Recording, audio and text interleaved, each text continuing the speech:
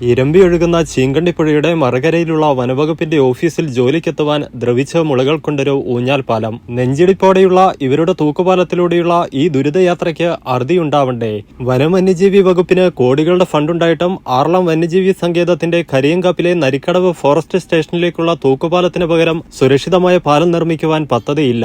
Deputy range officer ഉൾപ്പെടെ 20ഓളം വനമുദ്യോഗസ്ഥരും കൂടാതെ 10 താൽക്കാലിക വാച്ചർമാരും ജോലി ചെയ്യുന്ന കരിയങ്കാപ്പിലെ വനം ഓഫീസിലേക്ക് എത്തുവാൻ ചീങ്കണ്ണിപ്പുഴ കടക്കേണ്ടത് ഈ സാഹസിക തൂക്കുപാലത്തിൽ കൂടിയാണ്.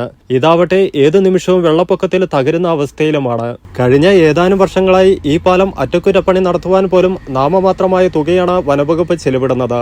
ആനക്കൂട്ടങ്ങളും പുലികളും കടുവകളും ഉൾപ്പെടെ വന്യജീവികൾ വിഹരിക്കുന്ന കാട്ടിലെ വനം ഓഫീസിൽ നിന്നും പുറം ലോകത്തെത്താനുള്ള കടമ്പയാണ് ഈ തൂക്കുപാലം. മുമ്പ് വനപാതയിലൂടെയുള്ള 10 കിലോമീറ്റർ സഞ്ചരിച്ചായിരുന്നു യാത്ര.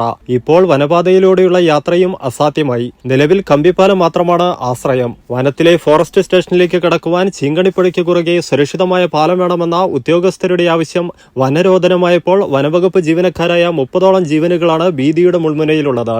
ഇവിടെ ജീപ്പ് കടന്നെത്താവുന്ന സുരക്ഷിതമായ പാലമോ സുരക്ഷിതമായ ഇരുമ്പ് പാലമോ വേണമെന്നാണ് ഇപ്പോൾ ഉയരുന്ന ആവശ്യം.